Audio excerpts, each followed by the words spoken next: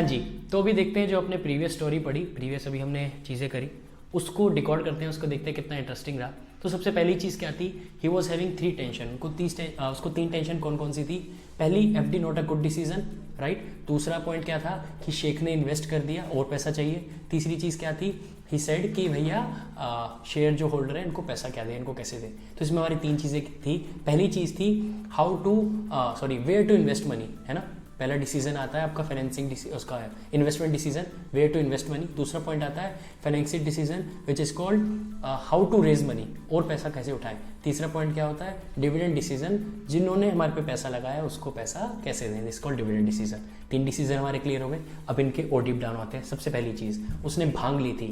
भांग को इंग्लिश में CBD कहा जाता है। CBD ऑयल होता है या CBD की चीज़ें होती हैं, ठीक है। तो अभी CBD की बात हुई यहाँ पे, यानी कि भांग वगैरह का नशा था उसको। तो कहने का मतलब क्या है, CBD माने तो आपका जो है इन्वेस्टमेंट डिसीजन का, लॉन्ग टर्म इन्वेस्टमेंट की जब बात आती है तो CBD की बात होती है। CBD माने तो कैपिटल बजटिंग डिसीजन। तो जब आप कैपिटल बजटिंग डिसीजन कर रहे हैं तो आप क्या चीज़, 3 चीज़ों का क्या ध्यान रखेंगे जो उसने गलतियाँ करी। उसने बिल्सेरी कंपनी का क्या हुआ, बिल्सेरी कंपनी में उसने क्या करा था, इन्वेस्टमेंट क्राइटेरिया चेक नहीं करा, जिससे नेगेटिव कैश फ्लो हो गया, जिससे कैश फ्लो की दिक्कत आई, और उससे क्या हुआ, रेट ऑफ रिटर्न नेगेटिव आया। तो 3 चीज़ें हमने यहाँ पे भी पढ़ ली। अगला देखते हैं, अगला क्या हुआ, हमने क्या क्या कर लिया, देखते हैं, टिक कर देते हैं। 3 टेंशन कौन सी हैं, CBD भांग, उसने CBD वाला करा, investment criteria, cash flow and रो।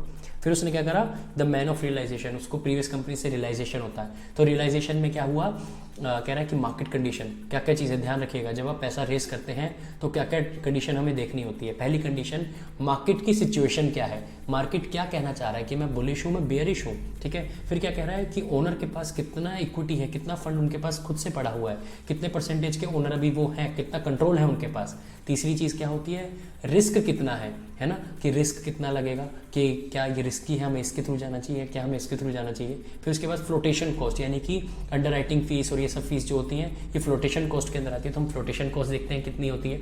फिर इसके बाद क्या होता है आपका रिस्क देख लिया आपने, सब देख लिया। फिर आप नॉर्मल कॉस्ट को देखते हैं कि नॉर्मल कॉस्ट कैसी है। नॉर्मल कॉस्ट माने तो हमने क्या देखा था कि 1% जो होता है मार्केट रेट होता है, बट उसने गधे ने 2.5% पे उठा लिया था, ठीक है। तो इन सब चीज़ों को हम ध्यान में रखते हैं। अगला देखते हैं, अगला पॉइंट क्या है कि आज मौसम बड़ा बेईमान है। तो मौसम जब बेईमान था वो क्यों था, क्योंकि शेयर होल्डर मीट थी। अब शेयर होल्डर मीट में क्या क्या चीज़ हुई थी, this is called dividend decision. तो फैक्टर्स अफेक्टिंग डिविडेंड डिसीजन, तो कैसे होता है, पहला तो हमें एक चीज़ क्या पॉइंट बोली थी उसने कि रीपे करना है ना, तो रीपे वाली बात हुई। फिर उसने देखते हैं क्या क्या पॉइंटर्स की बात हुई, कह रहा कि आप क्या बोलते हैं, वो कह रहे कि टैक्स कितना लगेगा। तो डिविडेंड डिसीजन किस पे बेस्ड होता है कि टैक्स रेट कितना है, ठीक है। दूसरी बात क्या उसने बोली, वो क्या कहता कि हाँ सर अर्निंग्स बहुत बढ़िया है, अर्निंग्स बहुत अच्छी थी, स्टेबल अर्निंग्स थी, और हम ग्रो कर रहे थे ईयर ऑन ईयर 11% से। तो तीसरा पॉइंट क्या आ गया, एक तो आपकी अर्निंग्स, तीसरा ग्रोथ। फिर उसने क्या बोला था कि कैश फ्लो कैसा है, कैश फ्लो कंडीशन कैसी है। फिर उसने क्या बोला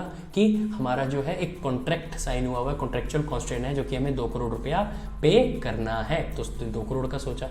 तो ऐसे ही सोचते क्या होता है, डिविडेंड डिसीजन इन सभी फैक्टर्स पे होता है। एक लीगल कॉन्स्टेंट भी होता है, वो आप बुक में पढ़ लीजिएगा। तो कंसेप्ट इज बड़ा सिंपल है, बड़ा इजी हो गया, याद आपको हो गया। अगली चीज़ देखते हैं, तो 48 लाख इशू ने किस लिए मांगे थे, ताकि वो अपनी गर्लफ्रेंड को गिफ्ट दे सके। तो उसने सही से बना नहीं रखा था कैपिटल स्ट्रक्चर, तो उसने गालियाँ दी। तो जब उसने गालियाँ दी उस बाद में उसको जब कहा कि 48 लाख दे देंगे, तो उसने गाना सुनाया। तो क्या कह रहा था, investment should be high, cost rate should be low high. तो ये सारे जो पॉइंटर्स थे, आपको गाना भी इसमें मिल जाएगा, है ना, नीचे आपको हम गाना प्रोवाइड कर देंगे।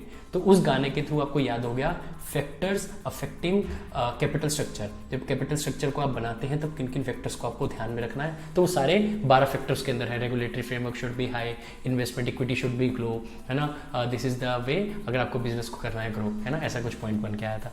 फिर उसके बाद वर्किंग कैपिटल में क्या हुआ, वर्किंग कैपिटल वाला ध्यान से सुनिएगा। तो वर्किंग कैपिटल में क्या हुआ, story of a cute girl. Cute girl क्या थी, एक क्यूट सी गर्ल थी जिसका नेचर बड़ा क्यूट था। नेचर ऑफ बिजनेस, है ना, नेचर ऑफ बिजनेस, पहले पॉइंट ये निकल के आता है। दूसरा चीज वो क्या था, स्केल, की स्केल ऑफ ऑपरेशंस, यानी स्केल कैसा है उनका, लार्ज स्केल ऑपरेशंस है या स्मॉल स्केल ऑपरेशंस है। फिर क्या करी, बिजनेस साइकिल, यानी एक साइकिल पे जाती है। बिजनेस साइकिल मतलब कि बिजनेस की साइकिल क्या है, कि वो सर्दियों में काम करते हैं, किस किस टाइम करते हैं, वो सब आप देख लेंगे। फिर इसके बाद क्या कहता है, बिजनेस साइकिल के बाद वो 4 सीजन, यानी कि सीजन्स कैसे हैं, कि किस सीजन में ज़्यादा ग्रोथ होती है, किस सीजन में ज़्यादा प्रोडक्शन होती है, कब ज़्यादा पैसे की नीड है, कब ज़्यादा किस चीज़ की नीड है। फिर क्या होता है, बिजनेस सीजन के बाद, ताकि उसको क्रेडिट मिल जाए। क्रेडिट में 2 पॉइंट आते हैं, क्रेडिट अवेल्ड और क्रेडिट अलाउड, है ना। तो क्रेडिट अलाउड का बेसिक मतलब क्या होता है कि जब आप क्रेडिट कार्ड एक कंसेप्ट समझते हैं, एक क्रेडिट कार्ड पे 45 दिन तक आपको इंटरेस्ट फ्री लोन मिलता है ना। तो वो होता है क्रेडिट अलाउ, आपको 45 दिन के लिए क्रेडिट अलाउड है फ्री में, ठीक है, तो आप उसको यूज करें। तो क्रेडिट, तो ये तो क्रेडिट कार्ड पे होगा। अगर आप दूसरी किसी चीज पे बात करते हैं तब क्या होता है, तब बेसिकली क्या होता है, आपको एक टाइम दिया जाता है कि आपको सिर्फ मैं 10 दिन का या 30 दिन का क्रेडिट देता हूँ, आपको इसके बाद इसका ब्याज लगना शुरू हो जाएगा। तो ये तो क्रेडिट अलाउड कि आपको 1 महीने तक का क्रेडिट अलाउड है, या 45 दिन का जो भी आपका टाइम पीरियड है उतना क्रेडिट अलाउड है, उसके बाद आपका ब्याज लगना शुरू हो जाएगा। दूसरा होता है क्रेडिट अवेल्ड, यानी कि आपकी लिमिट है, लेट से आपको 10 करोड़ तक की लिमिट आपके बैंक ने सेट कर रखी है आपको एज अ बिजनेस, उसमें से आपने कितना अवेल्ड कर लिया है ना। आपने मान लेते 9.9 करोड़ यानी कि आपने अवेल्ड कर लिया, 10 लाख की बचा, तो अब आपको क्या करेंगे, और पैसे की जरूरत पड़ेगी, ठीक है। ये वाला पॉइंट समझ आएगा, क्रेडिट अलाउ, क्रेडिट अवेल्ड। अब इससे रॉ मटेरियल रिक्वायर्ड, कितना रॉ मटेरियल रिक्वायर्ड है कंपनी के अंदर, है ना, जब उसको प्रोडक्शन करनी है, ताकि वो क्या कर सके, प्रोडक्शन कर सके। यानी प्रोडक्शन फैक्टर्स भी आते हैं, प्रोडक्शन साइकिल भी आती है कि हमारी जो कंपनी है वो कैसे प्रोड्यूस कर पा रही है ना। तो प्रोडक्शन साइकिल भी आता है। प्रोडक्शन करने के बाद क्या करा उसने, देखा कि लेवल ऑफ कंपटीशन, मार्केट में कंपटीशन बहुत इंपॉर्टेंट चीज है। तो हम देखते हैं कि मार्केट का कंपटीशन इस टाइम क्या कहना चाह रहा है। तो कंपटीशन कहता है कि अगर 10 कंपनियां बना रही हैं, है ना, और एक कंपनी बहुत पैसा लगा रही है, एक कंपनी थोड़ा पैसा लगा रही है, तो लेवल ऑफ कंपटीशन से क्या होता है, प्रोडक्शन की वो जो पैसा लगाएगी बड़ा, तो उससे वो अपनी कॉस्ट को कम कर लेगी। तो लेवल ऑफ कंपटीशन सेज कि कितना मार्केट में लेवल ऑफ कंपटीशन है। इसके बाद क्या होता है, ये सब देखने के बाद उसको क्या करना था, ग्रोथ। अब ग्रोथ प्रोस्पेक्ट बड़ा इंपॉर्टेंट है। जब आप कैपिटल स्ट्रक्चर बना रहे हैं तो आपको देखना है कि अगर आप ग्रो कर सकते हैं तो आप अपनी इक्विटी को क्यों दाव पे लगाएंगे, है ना। आप सोचेंगे कि मैं डेट ले लूं, अगर मैं पॉसिबल ले सकता हूं तो डेट ले लूं, क्यों अपने क्या बोलते हैं इक्विटी को बेचा जाए, है ना। तो ग्रोथ प्रोस्पेक्ट भी आ गया। ग्रोथ प्रोस्पेक्ट के बाद क्या था, उसने क्या करा था, ठीक है, तो उसने क्या करा, ग्रोथ करने के लिए उसने जो अपने जो ऑपरेशंस उसके चल रहे थे वो सोचा कि उसको इफेक्टिव चलाती हूँ, उसको एफिशिएंटली चलाती हूँ। बट लेकिन लास्ट में क्या हुआ, इन्फ्लेशन यानी कि महंगाई के कारण उसकी कमर टूट गई और उसको वर्किंग कैपिटल नहीं मिल पाई। तो ये सारा एक स्टोरी में बिल्डअप था। These are the factors affecting working capital. जब भी आपको वर्किंग कैपिटल की रिक्वायरमेंट हो तो these are the factors that you should study about, that you should care about. तो ये भी आपको याद हो गए। अब लास्ट चीज क्या थी, टकीला वाला। टकीला वाले से हमने क्या समझा, the factors affecting fixed capital requirement और डिसीजन, वट एवर यू से। तो सबसे पहली चीज क्या थी कि बहुत बड़ा बिजनेस था, है ना, बड़ा बिजनेस यानी 300 करोड़ की इन्वेस्टमेंट है तो बहुत बड़ा बिजनेस होगा।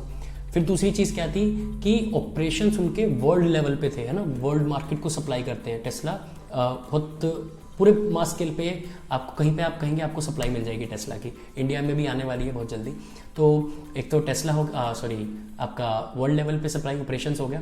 फिर दूसरा टेक्निक क्या यूज करती है, दे आर सेइंग कि भैया हम जो है लेबर से ज्यादा मशीन्स पे फोकस करेंगे। तो कह रहे हैं ठीक है थोड़ा सा खर्चा बढ़ जाएगा बट मशीन से क्या होगा, हमें अपनी जो है अप्रोच जो है हम अच्छी रख पाएंगे, हम ज्यादा प्रोडक्शन कर पाएंगे। फिर वो क्या कहते हैं, टेक्निक रखने के बाद उन्होंने क्या कहा कि हमारे पास जो टेक्नोलॉजी है, Tesla is one of the technology, मतलब टेस्ला को ये टेक्नोलॉजी कहा जाता है क्यों, क्योंकि सेल्फ ड्राइविंग कार है और उनकी टेक्नोलॉजी बहुत एडवांस है। तो इसमें फिक्स्ड एसेट जब हम पैसा डालते हैं तब हम क्या चीज और देखते हैं, टेक्नोलॉजी का अपग्रेडेशन कितना है, कि अगर मैं किसी एक एक्स चीज में इन्वेस्ट कर रहा हूँ वर्सेज मैं किसी वाई चीज में इन्वेस्ट कर रहा हूँ, तो वाई चीज जब मैं इन्वेस्ट करूंगा तो वो कितना मेरे को टेक्नोलॉजी के उसमें अपग्रेड करके चीज को देगी, राइट। फिर हम क्या चीज देखते हैं कि मार्केट ग्रो कर रहा है और ग्रो करेगा, ग्रोइंग एंड विल ग्रो, तो उसको और ज्यादा फंड्स चाहिएंगे, राइट। फिर इसके बाद हम क्या चीज देखते हैं कि उन्होंने क्या करा, डाइवर्सिफाई करना स्टार्ट कर दिया अपने बिजनेस को।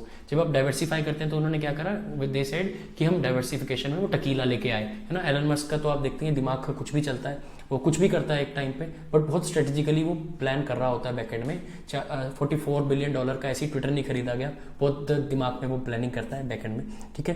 तो वो डाइवर्सिफाई करते रहते हैं अपने बिजनेस को। उसके बाद लास्ट 2 चीजें बड़ी इंपॉर्टेंट है, वो क्या है, पहली चीज तो ये कि वो अल्टरनेटिव ढूंढते रहते हैं हम कैसे सेव कर सकते हैं मनी को।